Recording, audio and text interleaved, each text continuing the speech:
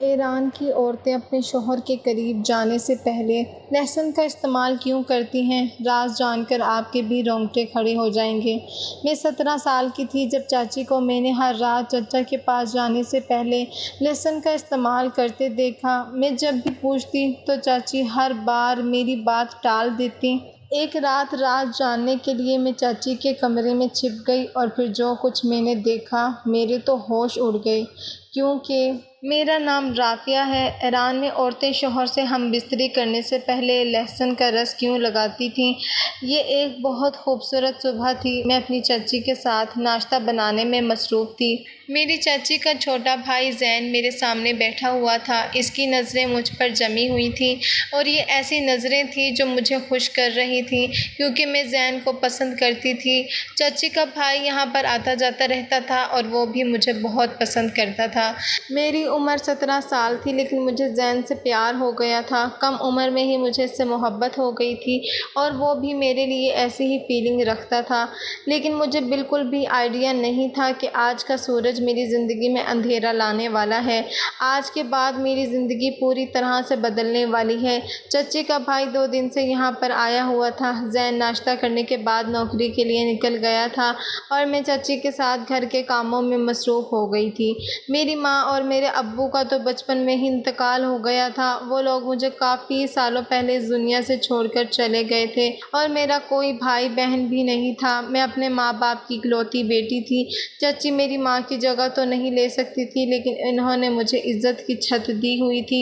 یہی بہت تھا۔ کام کرتے ہوئے مجھے وقت کا پتہ ہی نہیں چلا اور دوپہر ہو گئی تھی۔ چچی اپنے کمرے میں آرام کرنے کے لیے جا چکی تھیں اور میں کچن کی صفائی کرنے کے لیے کچن میں رہ گئی تھی۔ اتنی ہی دیر میں مجھے دروازہ بجنے کی آواز آئی۔ میں جیسے ہی دروازے پر گئی تو دروازے پر ایک عجیب سا لمبا چوڑا سا آدمی کھڑا ہوا تھا، جن کی نظروں میں ایسی چبھن تھی کہ میں نے جلدی سے اسے دیکھ کر اپنے کپڑے ٹھیک کیے تھے۔ میں بہت ہی زیادہ خوبصورت تھی اور کبھی کبھی یہی بات مجھے بہت زیادہ پریشان کر دیا کرتی تھی۔ میں جہاں بھی جاتی تھی وہاں پر لڑکے مجھے غور غور سے دیکھتے تھے، اسی لیے میں زیادہ تر گھر سے باہر نکلتی تو اپنے چہرے کو چھپانے کی کوشش کرتی تھی، اور اس ٹائم بھی میں اپنی خوبصورتی کو چھپانے کی کوشش کرنے لگی تھی۔ وہ آدمی مجھ سے چاچی کے بارے میں پوچھ رہا تھا۔ میں نے دروازہ بند کرنا چاہا تھا تاکہ اندر جا کر چاچی کو بلا لاؤں، لیکن اس آدمی نے تو دروازے پر ہاتھ رکھ دیا کہ دروازہ بند کرنے کی ضرورت نہیں ہے، میں تمہارے لیے کوئی غیر تھوڑی ہوں، جاؤ جا کر اپنی چاچی کو بلا لاؤ۔ اس کی بات مجھے بہت ہی عجیب سی لگی تھی۔ میں پہلی بار اس آدمی کو یہاں پر دیکھ رہی تھی اور وہ کہہ رہا تھا کہ وہ میرے لیے کوئی غیر نہیں ہے۔ مجھے دروازہ کھلا ہوا چھوڑ کر اندر جانا بہت مشکل لگ رہا تھا، لیکن میری مجبوری تھی، اس لیے میں فوراً اندر کی طرف بھاگی اور چاچی کو اس بارے میں بتایا کہ ایک آدمی دروازے پر کھڑا ہوا ہے۔ اس کے حلیے کے بارے میں سنتے ہی چاچی کے چہرے کا رنگ بدل گیا تھا۔ وہ کہنے لگی کہ تمہیں دروازے پر آنے کی ضرورت نہیں ہے، تم کچن کا کام ختم کرو۔ ان کی بات سن کر میں کچن میں پہنچ گئی تھی اور چاچی دروازے پر چلی گئی تھی، اور پھر مجھے چاچی کی تھوڑی تھوڑی آواز سنائی دینے لگی تھی۔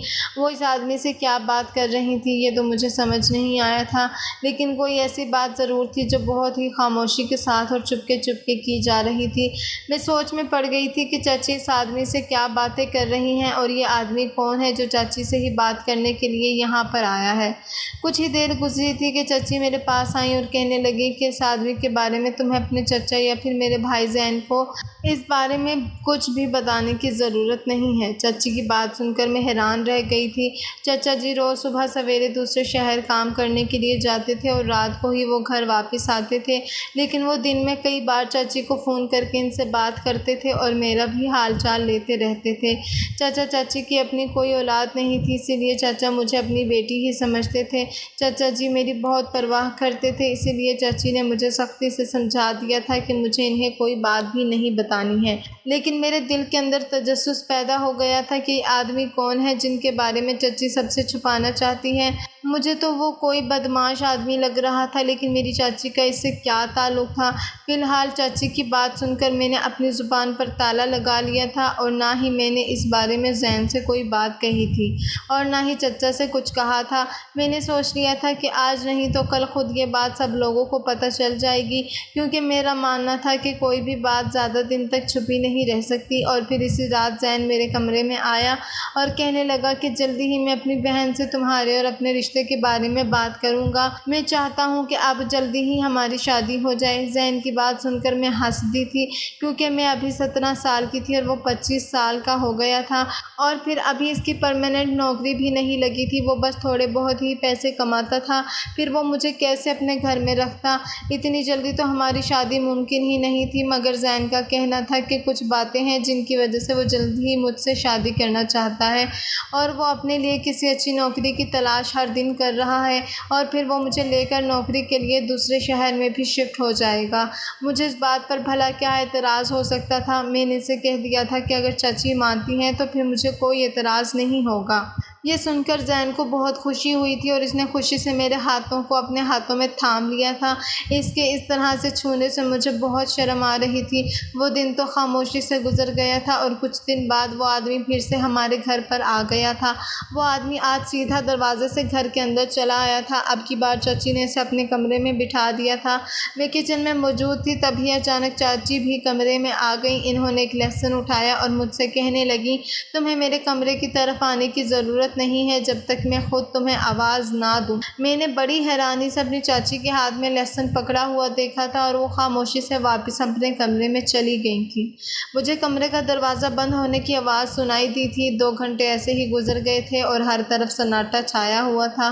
تھوڑی دیر بعد مجھے چاچی نے آواز دے کر جوس لانے کے لیے کہا۔ میں 2 گلاس جوس لے کر چاچی کے کمرے کے دروازے تک جیسے ہی پہنچی، وہ دونوں آپس میں کچھ باتیں کر رہے تھے اور باتیں کرتے کرتے مجھے دیکھ کر تبھی خاموش ہو گئے۔ میری نظر خود بخود اپنی چاچی پر ٹھہر گئی تھی کیونکہ ان کی حالت کچھ بدلی بدلی سی معلوم ہو رہی تھی۔ ان کے بال تو اچھی طرح سے بندھے ہوئے تھے لیکن اب ان کے بال بکھرے ہوئے تھے اور کپڑے بھی عجیب حالت میں ہو رہے تھے۔ اس سے پہلے کہ میں اور غور سے چاچی کا جائزہ لیتی تو وہ آدمی چاچی کو کہنے لگا، کیا یہ تمہاری بیٹی ہے؟ یہ تو بڑی ہی خوبصورت اور جوان ہے، تم اس کی شادی کے بارے میں کیوں نہیں سوچتی؟ اس کے لیے تو تمہیں آسانی سے رشتہ مل جائے گا، اب اس کی عمر ہو رہی ہے، اب اس کے بارے میں سوچنا شروع کر دو۔ اس آدمی کی بات سن کر میں شرم سے پانی پانی ہو گئی تھی۔ وہ میرے لیے انجان آدمی تھا، وہ نہ صرف میری جوانی کی تعریف کر رہا تھا بلکہ اس نے تو میری شادی کے بارے میں بھی بات چھیڑ دی تھی۔ وہ پتہ نہیں کون تھا جو اتنا کھل کر میری چاچی سے باتیں کر رہا تھا، اور پھر چاچی بھی ہنس کر اسے کہنے لگی، ہاں اب اس کی شادی ہی تو کرنی ہے، یہی میری ذمہ داری ہے، میری تو اب عمر ہو رہی ہے لیکن اب یہ جوان ہو گئی ہے۔ میں شرم کی وجہ سے فوراً وہاں سے نکل کر واپس آ گئی تھی۔ چاچی اس انجان آدمی کے سامنے جس طرح سے میری جوانی کے بارے میں باتیں کر رہی تھی، مجھے اس بات کا بہت برا لگ رہا تھا اور ان دونوں کے بیچ پھر سے باتوں کا سلسلہ شروع ہو گیا تھا۔ کچھ دیر کے بعد وہ آدمی واپس گیا تو چاچی نے مجھے پھر سے یہی سمجھایا کہ زین کو اور چاچا جی کو اس بارے میں کچھ مت بتانا، لیکن اتفاق کی بات تھی کہ اچانک کسی وقت زین گھر پر آ گیا تھا۔ طبیعت خراب ہونے کی وجہ سے وہ اپنے گھر جانے کی بجائے یہاں پر آ گیا تھا۔ اس نے اس آدمی کو گھر سے نکلتے ہوئے دیکھا تو فوراً میرے پاس چلا آیا اور مجھ سے پوچھنے لگا کہ یہ آدمی کون تھا اور وہ یہاں پر کیوں آیا تھا۔ میں نے انکار کرتے ہوئے سر ہلا دیا اور کہہ دیا کہ مجھے کچھ نہیں پتا، یہ آدمی چاچی سے ملنے کے لیے آیا تھا۔ زین سیدھا چاچی سے ملنے کے لیے ان کے کمرے میں چلا گیا اور پھر نہ جانے اچانک سے ایسا کیا ہوا کہ ان دونوں کی چیخنے چلانے کی زور زور سے آوازیں آنے لگی۔ چاچی زین کو برا بھلا کہہ رہی تھی، زین بھی آگے سے چاچی کو بہت زیادہ جواب دے رہا تھا۔ نہ جانے ان دونوں کے بیچ کیا چل رہا تھا، مجھے اس بارے میں تو کچھ پتہ ہی نہیں تھا، لیکن اتنا آئیڈیا ضرور تھا کہ بات کچھ زیادہ ہی بڑی ہے اور شاید اس انجان آدمی سے جڑی ہوئی ہے۔ کافی دیر بعد جب زین چاچی کے کمرے سے باہر آیا تو اس کا چہرہ غصے سے لال ہوا پڑا تھا اور وہ اسٹور روم میں چلا گیا اور جا کر اندر بند ہو گیا۔ اس کی طبیعت ٹھیک نہیں تھی، اس لیے آج وہ ہمارے گھر پر ہی رکنے والا تھا۔ اس کے بعد چاچی بھی اپنے کمرے سے باہر نہیں نکلی۔ رات کے کھانے کے ٹائم پر جب میں چاچی کو بلانے کے لیے گئی تو چاچی بہت ہی غصے میں تھی اور مجھ سے کہنے لگی کہ جاؤ تم جا کر کھانا کھا لو اور سو جاؤ۔ ان کا رویہ میرے ساتھ بہت زیادہ برا تھا۔ پتہ نہیں زین نے کون سا ہنگامہ کھڑا کر دیا تھا کہ جس بات کا غصہ مجھ پر نکل رہا تھا۔ میں نے چاچی سے اس بارے میں پوچھنا بھی چاہا کہ کیا ہوا ہے تو وہ کہنے لگی، یہ سب کچھ تمہاری وجہ سے ہی تو ہوا ہے، اس لیے زیادہ معصوم بننے کی ضرورت نہیں ہے اور یہاں سے دفع ہو جاؤ، مجھے اپنی شکل مت دکھانا۔ میں آنسو بہاتی ہوئی ان کے کمرے سے نکل آئی تھی اور لگاتار پھوٹ پھوٹ کر رو رہی تھی۔ آج مجھے بڑی بے چینی کے ساتھ اپنے والدین یاد آ رہے تھے۔ میں اپنے چھوٹے سے کمرے میں بستر پر لیٹی تو میرے دماغ میں بس یہی بات آ رہی تھی کہ زین نے اپنی بہن سے نہ جانے کس بات پر جھگڑا کیا ہے، کیسے انجان آدمی کی وجہ سے اس کا اور چاچی کا جھگڑا ہوا ہے۔ اسٹور روم کا دروازہ تو اندر سے لاک تھا، ورنہ میں اسے جا کر ضرور پوچھتی۔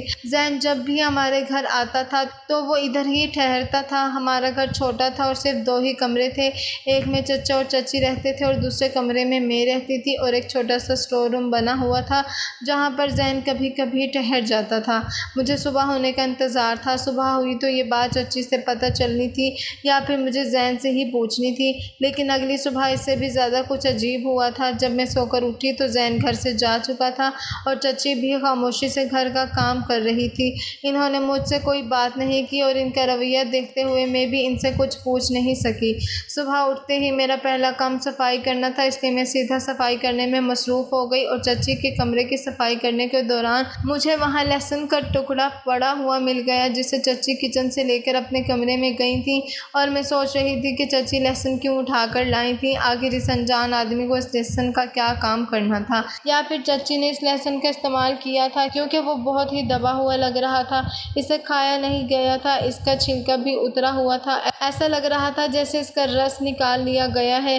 میں نے صفائی کرتے ٹائم اسے پھینک دیا تھا اور پھر صفائی میں مصروف ہو گئی۔ پھر شام کے ٹائم چچی مجھ سے کہنے لگی، چلو مارکیٹ چلتے ہیں، کچھ سامان لانا ہے۔ کبھی کبھی ایسا ہو جاتا تھا کہ چچی مجھے اپنے ساتھ مارکیٹ لے جاتی تھی، اسی لیے میں نے اپنا دوپٹہ لیا اور میں ان کے ساتھ چل پڑی، لیکن مجھے کیا پتا تھا کہ چچی مجھے کہاں لے کر جا رہی ہیں۔ چچی نے رکشہ کیا اور ہم رکشہ میں بیٹھ کر چل پڑے، لیکن اس وقت میں حیران رہ گئی تھی جب رکشے والے نے مارکیٹ کو کراس کر دیا۔ میں نے چچی سے پوچھا کہ ہم لوگ کہاں جا رہے ہیں؟ بازار تو پیچھے نکل گیا۔ وہ کہنے لگی کہ دوسرا سامان خریدنا ہے، اسی لیے دوسرے مارکیٹ جا رہے ہیں۔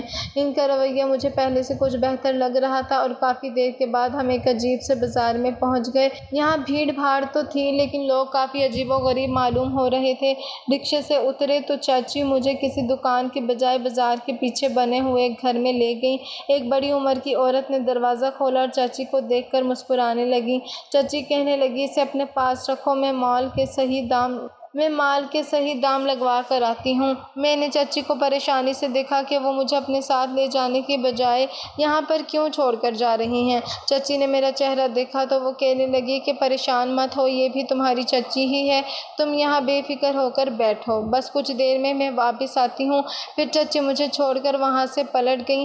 وہ عورت مجھے اندر لے گئی اور گھر کا دروازہ بند کر دیا، اور پھر جیسے جیسے وہ مجھے اپنے ساتھ لے کر اندر جانے لگی میری آنکھیں پھٹی کی پھٹی رہ گئیں، کیونکہ اس دروازے کے پیچھے تو ایک الگ ہی جگہ بنی ہوئی تھی جس میں بہت سارے چھوٹے چھوٹے کمرے بنے ہوئے تھے اور ایک عجیب سی مہک آ رہی تھی۔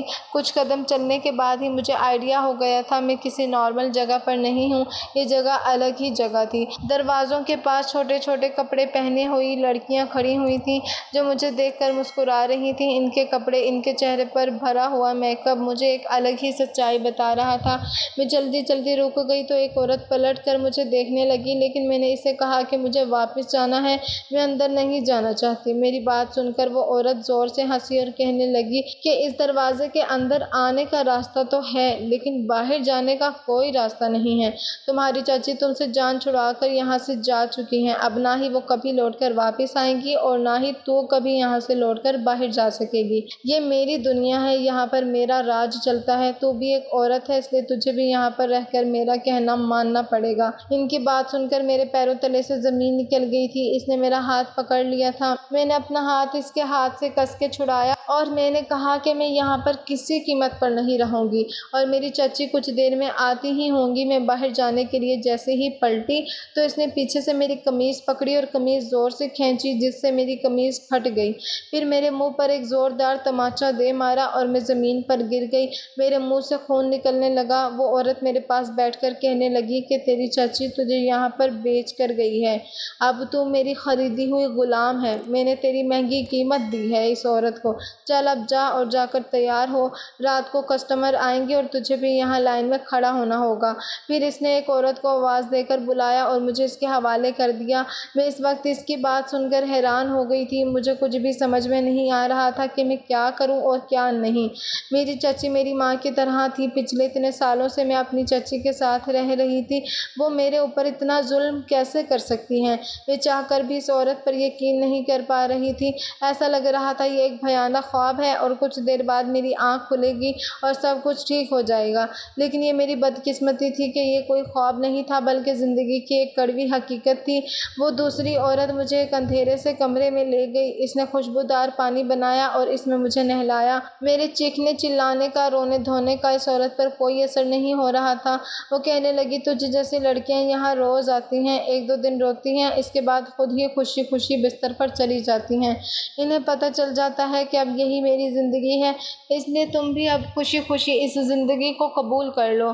جو بھی ہے، جیسی بھی ہے، یہی تمہاری زندگی ہے، اس لیے خوشی خوشی اس کام کو آسانی سے کر لو، ورنہ رشیدہ بانو یہی کام تم سے زبردستی کروائے گی اور تجھے تکلیف بھی زیادہ ہوگی۔ ان کی باتیں سن کر میرے وجود میں کرنٹ دوڑ گیا تھا۔ میں 17 سال کی تھی اور وہ مجھے اس دھندے میں اتارنا چاہتی تھی۔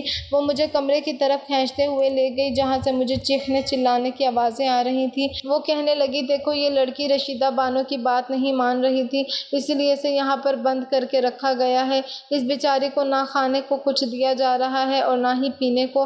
اگر تم نے بھی میری بات نہیں مانی تو تمہیں بھی نہ کھانے کو کچھ دیا جائے گا اور نہ ہی پینے کو، تو تمہارا بھی یہی حال ہوگا۔ اس کے زبردستی کرنے پر میں نے خوشبودار پانی سے غسل کیا تھا اور پھر اس نے مجھے دلہن کی طرح تیار کرنا شروع کر دیا۔ لیکن تھوڑی دیر کے بعد وہ پہلے والی عورت جس کا نام رشیدہ بانو تھا وہ واپس آ گئی۔ اس نے سر سے پیر تک مجھے دیکھا اور کہنے لگی، تو سچ میں بہت خوبصورت ہے اور بڑی کمال کی چیز ہے، تیرے تو بڑے اچھے دام لگیں گے۔ میں نے تیری چاچی کو بھی بہت پیسہ دیا ہے، وہی سارا پیسہ میں تیرے جسم کو بیچ کر وصول کروں گی۔ رشیدہ بانو جیسے ہی ہنسی تو اس کے پان سے بھرے ہوئے دانت دکھائی دیے۔ یہ نظارہ میں نے اکثر فلموں میں دیکھا تھا، لیکن میں نے کبھی یہ نہیں سوچا تھا کہ میری زندگی میں بھی کبھی ایسا وقت آ جائے گا۔ میری آنکھوں سے لگاتار آنسو بہہ رہے تھے۔ میں نے اس عورت سے پوچھا کہ میری چچی مجھے یہاں پر چھوڑ کر کیوں گئی ہیں؟ وہ زور سے ہنسی اور کہنے لگی، یہ تو تجھے معلوم ہوگا، ہم تو بس مال خریدتے ہیں، مال ہم تک کیوں لایا جاتا ہے یہ ہمیں نہیں معلوم۔ وہ دوسری عورت جس کا نام بیگم جان تھا رشیدہ بانو سے کہنے لگی کہ یہ ابھی چھوٹی ہے، اسے ابھی ہمارے کام کے بارے میں کچھ پتہ بھی نہیں ہے۔ کسٹمر کے حوالے کرنے کے بجائے پہلے محفل میں ناچنے کے لیے استعمال کرنا چاہیے۔ جب تھوڑی سمجھدار ہو جائے تو اسے کسی اچھے اور مہنگے کسٹمر کے سامنے پیش کرنا تاکہ اس کا صحیح پیسہ وصول ہو سکے۔ اس عورت کی بات رشیدہ بانو کو سمجھ آ گئی اور وہ کہنے لگی کہ ٹھیک ہے، اسے ناچنے گانے کی تیاری کرواؤ۔ اس بات کا حکم دیتے ہوئے وہ کمرے سے باہر نکل گئی۔ بیگم جان میری طرف دیکھ کر کہنے لگی کہ کچھ دنوں کے لیے میں نے تجھے بچا لیا ہے، لیکن یاد رکھو کہ اس والی دنیا میں آج نہیں تو کل تمہیں کسٹمر کے پاس جانا ہی ہوگا، کیونکہ یہی تمہارا کام ہے۔ میں بھی جب یہاں آئی تھی تو صرف 15 سال کی تھی۔ مجھے تو یہاں پر میری سگی ماں بیچ کر گئی تھی کیونکہ اسے تو پیسوں سے مطلب تھا۔ اس نے کبھی اپنی بیٹی سے پیار نہیں کیا، بیٹیاں بوجھ لگتی تھیں، اس لیے وہ مجھے یہاں پر بیچ کر چلی گئی تھی۔ تب سے آج تک میں ہر روز کسی نہ کسی کسٹمر کے ساتھ ہوتی ہوں، کیونکہ اب یہی میری زندگی ہے۔ میں نے یہاں سے بھاگنے کی کئی بار کوشش کی، لیکن یہاں سے باہر جانے کا صرف ایک ہی دروازہ ہے جس پر رشیدہ بانو خود اپنے نوکروں کے ساتھ پہرا دیتی ہے، اس لیے یہاں سے کبھی فرار ہونے کے بارے میں مت سوچنا، ورنہ رشیدہ بانو تمہاری وہ حالت کرے گی کہ تم ساری زندگی یاد رکھو گی۔ بیگم جان بہت ہی اچھی اور بہت محبت کرنے والی عورت تھی، اس کی بول چال بھی مجھے بہت پسند آئی تھی۔ باقی یہاں تو کوئی عورت ڈھنگ سے بات ہی نہیں کرتی تھی۔ وہ مجھے نہ صرف پیار سے سمجھا رہی تھی بلکہ خود بھی ناچ گانا بھی سکھا رہی تھی۔ جبکہ میں سارا ٹائم روتی رہتی تھی۔ مجھے اپنی اس قسمت پر بہت افسوس ہو رہا تھا کہ مجھے اور کوئی نہیں بلکہ میری اپنی ہی چاچی یہاں پر چھوڑ کر چلی گئی، اور پھر کچھ دن اسی طرح سے گزر گئے تھے۔ اب تو روتے روتے میری آنکھوں کا پانی بھی سوکھ چکا تھا۔ میں نے اپنے دل کو سمجھا لیا تھا اور سوچ لیا تھا کہ زیادہ رونے سے بھی کوئی فائدہ نہیں ہے۔ مجھے یقین ہو گیا تھا کہ اب میری چاچی مجھے لینے کے لیے کبھی نہیں آئیں گی۔ نہ جانے انہوں نے مجھ سے کس بات کا بدلہ لیا تھا۔ زین نے ان سے آخر ایسا کیا کہا تھا جو وہ مجھے اگلے ہی دن اس دنیا میں چھوڑ کر چلی گئی تھی؟ میں سوال کا جواب جاننا چاہتی تھی کہ میری چاچی نے میرے ساتھ یہ سب کچھ کیوں کیا، لیکن فی الحال ان سوالوں کا جواب دینے والا کوئی نہیں تھا۔ مجھے 1 مہینے تک ان محفلوں کے بارے میں سمجھا دیا تھا اور ناچنا بھی سکھا دیا تھا، اور پھر مجھے بھی اس محفل کا حصہ بنایا جانے لگا تھا جہاں شراب کے نشے میں ڈوبے ہوئے آدمی ہمارے سامنے بیٹھ جاتے تھے اور ہمیں عجیب و غریب کپڑوں میں ان کے سامنے اپنا ناچ پیش کرنا ہوتا تھا۔ پرانی لڑکیاں تو ناچنے میں کافی ماہر ہو گئی تھیں، وہ اس کام کو بڑی آسانی سے کر لیا کرتی تھیں، لیکن میرے لیے یہ کام بہت ہی مشکل تھا۔ میں نے ساری زندگی زین کے سوا کسی کو دیکھا ہی نہیں تھا، نہ ہی کبھی گھر کی 4 دیواری سے اکیلے میں باہر نکلی تھی۔ یہاں اتنے انجان آدمیوں کے آگے اپنا جلوہ پیش کرنا میرے لیے بہت ہی مشکل تھا، لیکن جہاں کہیں میرے قدم رکتے تھے تبھی رشیدہ بانو ہاتھ میں پکڑا ہوا چاقو گھما کر میری کمر پر دے مارتی، اور سبھی لوگ اس بات سے انجان ہوتے۔ 2-4 دن ہی گزرے تھے کہ مجھے سمجھ آ گیا تھا کہ اب یہی میری دنیا ہے اور یہاں پر رشیدہ بانو کے اشاروں پر ناچنا میری مجبوری ہے، کیونکہ جس دن میں صحیح سے نہیں ناچا کرتی تھی میرا کھانا پینا بند کر دیا جاتا تھا اور پھر میں سارا دن بھوک پیاس میں تڑپتی رہتی تھی۔ اسی لیے میں نے بھی ناچنے میں برابر سے حصہ لینا شروع کر دیا تھا، اور پھر اسی طرح سے 1 مہینہ اور گزر گیا تھا کہ ایک امیر آدمی کوٹھے پر چلا آیا۔ اس نے آتے ہی سب سے پہلے میرا دام لگایا تھا۔ وہ مجھے 2 لاکھ روپیوں کی قیمت پر 1 رات کے لیے خریدنا چاہتا تھا، اور یہ بہت بڑی رقم تھی۔ رشیدہ بانو تو خوشی خوشی فوراً ہی راضی ہو گئی تھی۔ اس نے اس آدمی سے روپے لے لیے اور اسے ایک چھوٹے سے کمرے میں بھیج دیا اور بیگم جان سے کہہ دیا کہ وہ مجھے تیار کر کے اس آدمی کی خدمت میں پیش کر دیں۔ یہ سن کر میں پھوٹ پھوٹ کر رونے لگ گئی تھی۔ ناچنے کو تو میں اپنا چکی تھی، لیکن اب تک میں نے کسی کسٹمر کے ساتھ رات نہیں گزاری تھی۔ بیگم جان مجھے اپنے ساتھ لے گئی اور اپنے ہاتھوں سے مجھے تیار کرتے ہوئے کہنے لگی کہ تم جتنا زیادہ شور کرو گی کسٹمر اتنا ہی پریشان کرے گا، اس لیے بہتر یہی ہوگا کہ تم خاموشی سے اس کے ساتھ وقت گزار کر واپس آ جاؤ۔ 1 رات کے لیے سمجھ لو وہی تمہارا شوہر ہے، اور ایسا کرنے سے تمہاری مشکل آسان ہو جائے گی۔ بیگم جان مجھے تیار کرتے ہوئے شیشے میں مجھے دکھاتے ہوئے کہنے لگی، ہماری خوبصورتی ہی ہمارے لیے مصیبت بن جاتی ہے۔ یہ تمہارا خوبصورت چہرہ اور گورا چٹا جسم، یہ تمہارے لیے سوائے مصیبت کے اور کچھ نہیں ہے۔ اگر تم اتنی خوبصورت نہ ہوتی تو کوئی تمہارے دام بھی نہیں لگاتا۔ میں بھی اپنی اس خوبصورتی سے تنگ آ چکی ہوں۔ میں 40 سال کی ہونے والی ہوں، لیکن میرا خوبصورت چہرہ اور میرے جسم کی چمک دمک مجھے بوڑھا نہیں ہونے دیتی۔ کوئی نہ کوئی میرے دام لگا ہی دیتا ہے اور پھر مجھے خود کو اس کے سامنے پیش کرنا پڑتا ہے۔ تم بھی جب تک خوبصورت ہو تب تک تمہیں یہ سب کچھ جھیلنا ہوگا۔ بیگم جان مجھے دماغی طور پر تیار کر رہی تھی اور میرے آنسو تھے یہ رکنے کا نام ہی نہیں لے رہے تھے۔ مجھے بار بار چچا اور زین کی یاد ستا رہی تھی۔ مجھے اب تک اس بات پر یقین نہیں آیا تھا کہ چچی مجھے جان بوجھ کر یہاں پر چھوڑ گئی تھی، اور اس سب کے لیے شاید زین ذمہ دار ہے۔ جب میں پوری طرح سے تیار ہو گئی تو بیگم جان نے میری نظر اتاری اور گہری سانس بھر کے کہنے لگی، کمرے میں داخل ہو جانا اور خود کو اس آدمی کے حوالے کر دینا۔ میرے پاس بھی اس کے سوا اور کوئی راستہ نہیں تھا، اس لیے میں اس چھوٹے سے کمرے کے اندر چلی گئی جہاں پر ایک ننھا پیلا سا بلب جل رہا تھا۔ دھیمی سی روشنی میں مجھے سب کچھ بھیانک لگ رہا تھا۔ میں نے سوچا تھا کہ جاتے ہی میں اس آدمی کے پیروں میں گر جاؤں گی اور اس سے کہوں گی کہ وہ میرے ساتھ کوئی زبردستی نہ کرے۔ میں رحم کی بھیک مانگوں گی تو اسے مجھ پر ترس آ جائے گا۔ کم عمر کی تھی اور جس آدمی نے مجھے خریدا تھا وہ کوئی 40 سال کی عمر کا آدمی تھا۔ میرے حساب سے تو وہ میرے باپ جیسا ہی تھا، مگر مجھے پتہ نہیں تھا کہ یہاں پر آنے والے آدمی بھی اتنے ہی پتھر دل کے ہوتے ہیں جتنی یہاں کی عورتیں ہیں۔ میں جب کمرے میں داخل ہوئی تو مجھے دیکھ کر اس آدمی کے چہرے پر ایک خطرناک سی مسکراہٹ آ گئی تھی۔ میری جیسے ہی اس کے چہرے پر نظر پڑی تو میرے رونگٹے کھڑے ہو گئے تھے۔ اس کے ماتھے پر ایک بڑا سا زخم کا نشان تھا اور آنکھیں بالکل لال ہو رہی تھیں اور اس کی نظریں میرے جسم پر ٹکی ہوئی تھیں۔ مجھ پر اتنا ڈر سوار ہوا تھا کہ میں واپس باہر نکلنے لگی تھی، تبھی اس نے مجھے پیچھے سے پکڑ کر کھینچ لیا اور کہنے لگا، تیرے اتنے مہنگے دام دیے ہیں، پھر تو کہاں بھاگ رہی ہے؟ اس کا منہ کھلتے ہی شراب کی بدبو نے میری سانس بند کر دی تھی۔ میں اس کے آگے رحم کی بھیک مانگنے لگی تھی، لیکن اسے مجھ پر بالکل بھی ترس نہیں آیا تھا۔ وہ کہنے لگا کہ چل اب سیدھی طرح سے بستر پر آ جا، میں اچھی طرح سے جانتا ہوں تجھ جیسی لڑکیوں کے نخرے۔ اس نے مجھے سیدھے بستر پر دھکا دیا تھا اور پھر میرے دماغ میں بیگم جان کی باتیں گھومنے لگی تھیں۔ انہوں نے کہا تھا کہ بستر پر جانے سے پہلے اپنی ناک پر لہسن کا رس ضرور لگا لینا۔ انہوں نے ایک لہسن میرے ہاتھ میں مجھے دے دیا تھا، میں نے اسے مٹھی میں بند کر لیا تھا، جسے میں استعمال کرنا بھول گئی تھی۔ جیسے ہی مجھے بیگم جان کی یاد آئی، میں نے جلدی سے وہ لہسن اپنی ناک پر ملنی شروع کر دی۔ اس کا رس میری ناک پر لگ گیا اور پھر اس کے بعد میرے ساتھ وہی سب کچھ ہوا تھا جو میرے ساتھ ہونے والا تھا۔ اس آدمی نے ساری رات پوری طرح سے اپنے پیسے وصول کر لیے تھے۔ میرا رونا دھونا کسی کام نہیں آیا تھا۔ وہ آدمی تو بالکل ہی پتھر دل تھا، اس پر کسی بات کا کوئی اثر نہیں ہو رہا تھا۔ شاید وہ شراب کے نشے میں چور تھا یا پھر اسے ان سب کی عادت تھی۔ میرے لیے ایک ایک منٹ بھاری پڑ رہا تھا، ایسا لگتا تھا جیسے رات ختم ہی نہیں ہوگی۔ اور پھر ایک وقت آیا جب مجھ پر بے ہوشی سوار ہونے لگی تھی۔ اب میں پوری بے ہوش ہو گئی تھی۔ جب میری آنکھ کھلی تو بیگم جان میرے سامنے موجود تھی۔ وہ کسٹمر صبح ہونے سے پہلے ہی جا چکا تھا۔ بیگم جان مجھے ہوش میں لانے کی کوشش کر رہی تھی۔ جب مجھے ہوش آیا تو انہوں نے مجھے سینے سے لگا لیا اور کہنے لگی، بس پہلی رات ہی مشکل ہوتی ہے، آگے تیرے لیے سب کچھ آسان ہو جائے گا۔ لیکن مجھے نہیں لگتا تھا کہ میرے لیے کچھ بھی آسان ہوگا۔ گزری ہوئی رات بہت ہی بھیانک تھی۔ میں ہوش میں آنے کے بعد بھی چلا رہی تھی۔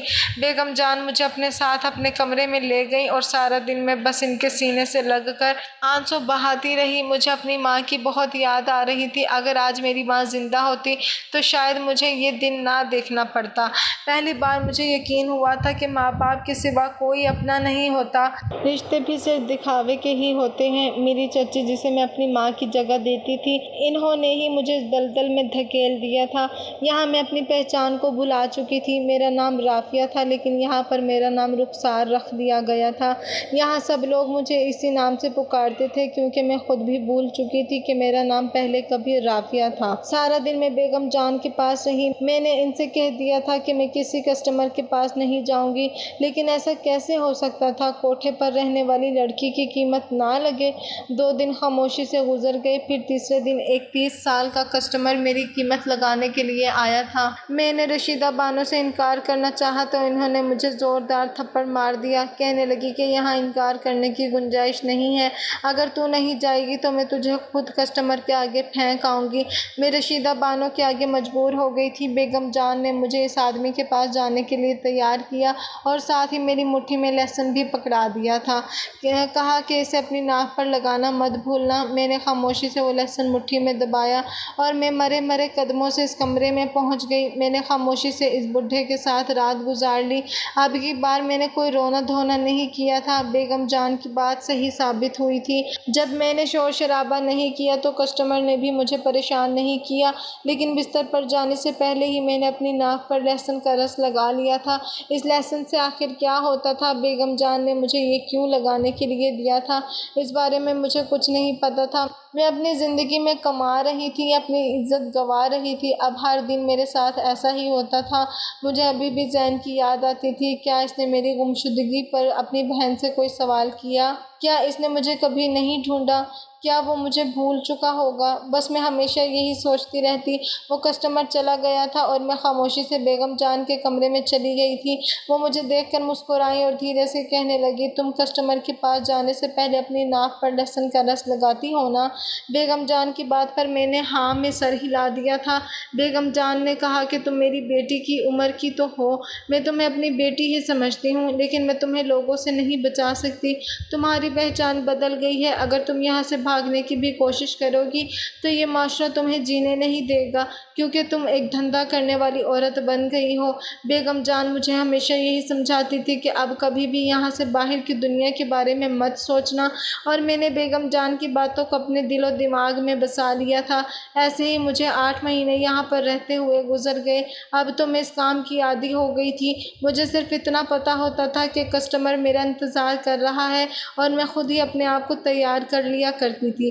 میں جو کبھی زین کی دلہن بننے کے خواب دیکھتی تھی، اب ہر رات ہی ہر نئے مرد کی دلہن بنتی تھی، لیکن ہر رات بیگم جان مجھے لہسن پکڑانا نہیں بھولتی اور یہ ضرور بتاتی تھی کہ بستر پر جانے سے پہلے یہ لہسن اپنی ناک پر ضرور لگا لینا۔ ایک دو بار میں نے اس کے بارے میں بیگم جان سے پوچھا، اس لہسن میں ایسا کیا ہے جو آپ ہر بار مجھے دے دیتی ہو؟ تو وہ کہنے لگی کہ صحیح وقت آنے پر تمہیں خود ہی پتہ چل جائے گا، یاد رکھنا کسی بھی کسٹمر کے جانے سے پہلے لہسن کا استعمال ضرور کرنا۔ کافی دنوں سے میں دیکھ رہی تھی کہ بیگم جان بیمار تھیں، لیکن وہ اپنا علاج نہیں کروا رہی تھیں۔ ویسے بھی ہم جیسی عورتوں کا علاج ممکن کہاں ہے؟ ہمارا تو یہاں کوئی اپنا ہی نہیں ہے جو ہماری فکر کر سکے۔ میری فکر کرنے والی یہاں پر صرف بیگم جان تھی۔ اگلے ہی دن میرے پاس رشیدہ بانو آئی اور کہنے لگی کہ رات کو تیار رہنا، تمہارے پاس ایک کسٹمر آئے گا۔ یہ کہہ کر وہ چلی گئیں اور میں تیار ہونے لگی، کیونکہ اب مجھے اس دنیا کی عادت ہو گئی تھی۔ میں جب پوری طرح سے تیار ہو گئی تو بیگم جان نے پھر آ کر مجھے لہسن کا ٹکڑا پکڑایا۔ میں آج سوچ میں پڑ گئی تھی کہ آخر بیگم جان مجھے یہ لہسن کیوں دیتی ہیں۔ آج میں ان سے اس سوال کو پوچھ کر ہی رہوں گی، لیکن مجھے کسٹمر کے پاس جانے کے لیے دیر ہو رہی تھی، اسی لیے میں نے سوچا کہ میں جب واپس آؤں گی تو ان سے سوال کا جواب ضرور پوچھوں گی۔ کسٹمر میرا انتظار کر رہا تھا، اس لیے میں کسٹمر کے کمرے میں اس کے پاس پہنچی، لیکن اس سے پہلے میں نے لہسن کے رس کو اپنی ناک پر لگا لیا تھا۔ حالانکہ میں اتنا ضرور جانتی تھی کہ اس کے پیچھے کوئی نہ کوئی خاص بات تو ضرور ہے۔ میرے دماغ میں بار بار لہسن والی بات گھوم رہی تھی۔ اگر مجھے کوئی اس بارے میں بتا سکتا تھا تو وہ صرف جان بیگم تھی، اور آج میں نے فیصلہ کر لیا تھا کہ میں ان سے پوچھ کر ہی رہوں گی، کیونکہ وہ ہر بار مجھے لہسن کے بارے میں بتانا نہیں بھولتی تھیں۔ میں جیسے ہی کمرے میں پہنچی تو میری آنکھیں پھٹی کی پھٹی رہ گئیں، کیونکہ اس کمرے میں موجود مرد کوئی اور نہیں بلکہ زین تھا، جو نشے میں چور بستر پر بیٹھا ہوا تھا۔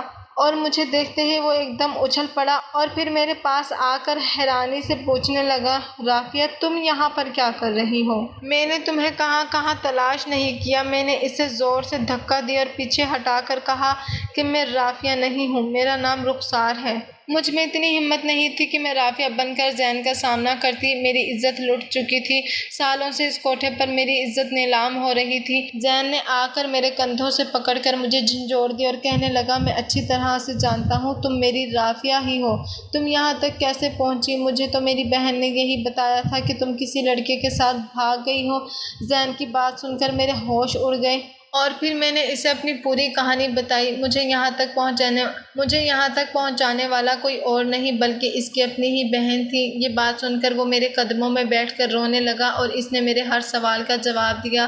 اس نے مجھے بتایا کہ جب سے میری بہن کو تمہارے اور میرے افیئر کے بارے میں پتہ چلا تھا، تبھی سے وہ تم سے نفرت کرنے لگی تھی، اسی لیے وہ انجان آدمی کو اپنے فائدے کے لیے بلاتی تھی، کیونکہ جیجا جی تو زیادہ تر گھر سے باہر ہی رہتے تھے۔ مجھے ان کے اس پلان کے بارے میں پتہ چل گیا تھا، تبھی تو میں تمہیں دوسرے شہر لے جانے کی باتیں کرتا تھا، لیکن جب اس دن ہم لوگ باتیں کر رہے تھے تو وہ باتیں میری بہن نے سن لی تھی اور وہ آدمی بہن سے ملنے کے لیے آتا تھا۔ میں اپنی بہن کی حرکتوں کو اچھی طرح سے جانتا تھا۔ جب جیجا جی گھر پر نہیں ہوتے تو وہ غیر مردوں کے ساتھ تعلق بناتی تھی۔ یہ بات تمہیں پتہ نہیں ہے، لیکن میں اس بات کو جانتا تھا۔ میں نے اپنی بہن کو کئی بار سمجھانے کی کوشش کی، لیکن انہوں نے میری بات نہیں مانی۔ وہ لگاتار جیجا جی کو دھوکہ دیتی رہی اور اس دن بھی مجھے اس آدمی کو گھر سے نکلتا ہوا دیکھ کر بہت غصہ آ گیا تھا اور اسی بات پر میری بہن سے جھگڑا ہوا تھا۔ پھر اس کے اگلے ہی دن میری بہن نے مجھے بتایا کہ تم کسی لڑکے کے ساتھ بھاگ گئی ہو۔ مجھے ان کی اس بات پر یقین نہیں ہو رہا تھا، لیکن انہوں نے رو دھو کر مجھے اس بات پر یقین دلوا دیا۔ لیکن پھر بھی میں نے تمہیں کئی جگہ تلاش کرنے کی کوشش کی، تم مجھے کہیں پر بھی نہیں ملی۔ انہوں نے جیجا جی کو بھی یہی بتایا کہ آپ کی بھتیجی بھاگ گئی ہے، اور پھر مجھے بھی یہی لگنے لگا کہ تم نے مجھے دھوکہ دیا۔ میں تم سے تمہاری چاچی کی طرف سے معافی مانگتا ہوں۔ تمہاری چاچی بہت بیمار ہیں اور بستر پر پڑی ہوئی ہیں، اسے اس کے کیے کی سزا مل چکی ہے۔ یہ سب کچھ ان کے ساتھ اسی لیے ہوا ہے کیونکہ انہوں نے ایک بن ماں باپ کی بچی کو ستایا۔ اپنی غلطی چھپانے کے لیے انہوں نے تمہیں اس کوٹھے پر چھوڑ دیا۔ زین روتے ہوئے مجھ سے معافی مانگنے لگا تھا کہ اس نے مجھے زیادہ ڈھونڈنے کی کوشش بھی نہیں کی۔ زین مجھے اپنے ساتھ لے جانے کی ضد کرنے لگا، لیکن میں نے اسے صاف انکار کر دیا، تو وہ خاموشی سے وہاں سے چلا گیا۔ اس نے مجھ سے ضد اس لیے نہیں کی کیونکہ وہ جان چکا تھا کہ اب میں کوٹھے والی ہوں اور اس حال میں وہ مجھے قبول نہیں کرے گا اور نہ ہی اسے یہ معاشرہ قبول کرنے دے گا۔ زین کی حالت میری بے وفائی میں ایسی ہو گئی تھی، اس نے اپنے آپ کو شرابی بنا لیا تھا اور وہ کوٹھے پر بھی آنے لگا تھا۔ وہ اپنی رات پوری کیے بنا وہاں سے شرمندہ ہو کر چلا گیا تھا اور میں بیگم جان کے کمرے میں آ گئی تھی، لیکن جیسے ہی میں بیگم جان کے کمرے میں آئی تو یہ دیکھ کر حیران رہ گئی کہ بیگم جان بے ہوش زمین پر پڑی ہوئی تھی۔ میں نے انہیں چھو کر دیکھا تو ان کا جسم ٹھنڈا پڑا تھا، شاید وہ اس دنیا سے جا چکی تھی۔ یہ دیکھ کر میرے پیروں تلے سے زمین نکل گئی اور میری آنکھوں سے آنسو نہیں رک رہے تھے۔ میں بیگم جان کو ہی اپنا سب کچھ مانتی تھی اور آج وہ مجھے اس دنیا میں چھوڑ کر جا چکی تھی، لیکن ان کی مٹھی میں چٹھی تھی جس پر ان کی پوری کہانی لکھی ہوئی تھی کہ وہ کس طرح سے اس کوٹھے پر آئی تھی اور انہوں نے کس طرح سے اپنی زندگی گزاری تھی، اور ساتھ ہی ساتھ چٹھی پر یہ بھی لکھا ہوا تھا کہ اس لہسن کو ناف پر لگانے سے کیا ہوتا ہے۔ دراصل اس لہسن کے رس کو ناف پر لگانے سے عورت کبھی بھی پریگننٹ نہیں ہوتی اور وہ طرح طرح کی بیماریوں سے بھی دور رہتی ہے۔ بیگم جان کو یہ سب کچھ بتانے والا کوئی نہیں تھا، اسی لیے وہ اتنی زیادہ بیمار ہو گئی تھی، لیکن جب انہیں اس بارے میں پتہ چلا تو انہوں نے یہ نسخہ مجھ پر آزمانا شروع کر دیا۔ انہیں میری صحت کی بہت فکر تھی، اس لیے وہ ہر بار مجھے لہسن پکڑانا نہیں بھولتی تھی، پر افسوس کی بات یہ تھی کہ بیگم جان اس دنیا سے جا چکی تھی اور اب کوئی بھی مجھے یہ لہسن پکڑانے والا نہیں تھا اور میں اب یہیں اس کوٹھے پر اپنی بچی کچی زندگی گزار رہی ہوں۔ لیکن آج بھی مجھے بیگم جان کی یاد آتی ہے جسے میری اتنی فکر تھی۔ لہسن کا رس اپنی ناک پر لگانے سے مجھے آج تک کوئی بیماری نہیں ہوئی ہے اور نہ ہی میں کسی کسٹمر سے حاملہ ہوئی ہوں۔ دوستوں، امید کرتی ہوں آپ کو ہماری کہانی پسند آئی ہوگی۔ کہانی پسند آئی ہے تو ویڈیو کو لائک کریں، چینل پر نئے ہیں تو چینل کو سبسکرائب کریں اور ہاں نوٹیفیکیشن بیل کو ضرور دبائیں تاکہ اگلی اپڈیٹ سب سے پہلے آپ کو ملے۔